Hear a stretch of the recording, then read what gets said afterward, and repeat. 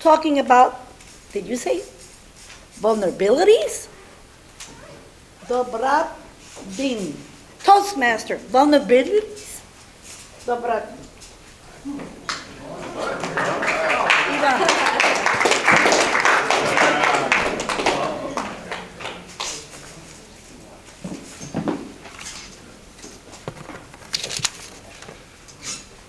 The rowing shells are back on the racks in the boathouse. It's a beautiful spring day, and the sun will soon set.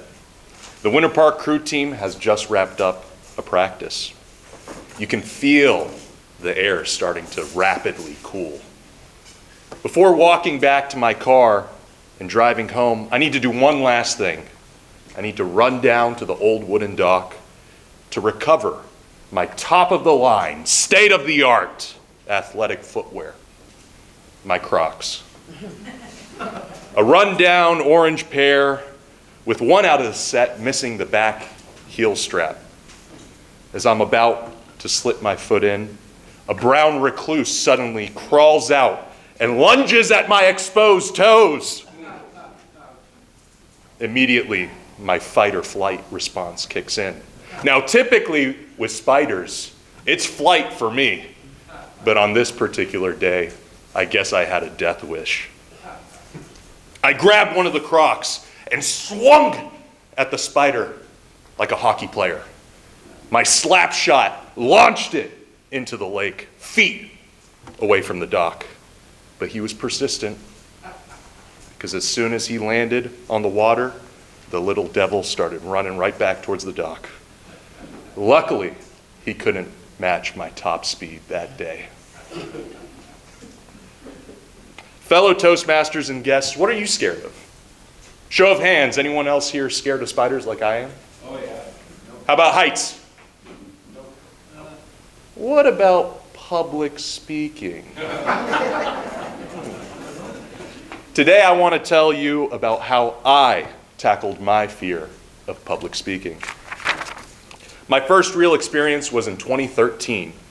I decided to take a stand-up comedy class at the Helium Comedy Club in Philadelphia.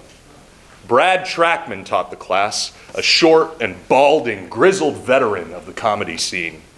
Brad's appeared on late-night TV, and he's a regular at New York clubs like the Comedy Cellar, Gotham, and Caroline's on Broadway.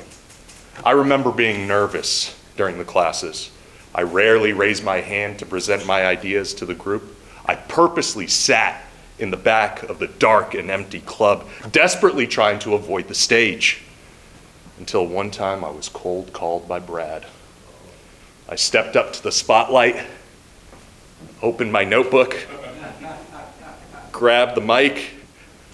I was so uncomfortable that I started laughing uncontrollably as I tried to tell my jokes. Brad finally stopped me, looked at me inquisitively, and asked if there was something wrong with me. Later, I took a public speaking course in college. I had successfully gotten through that comedy class and performed at the graduation open mic. I didn't bomb, and that made me proud, and maybe a little cocky.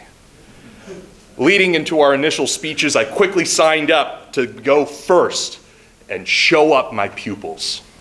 The stakes were low. It was a small group, max 8 people. Max. As I started the first speech of the entire course, I completely blanked, like a deer in the headlights.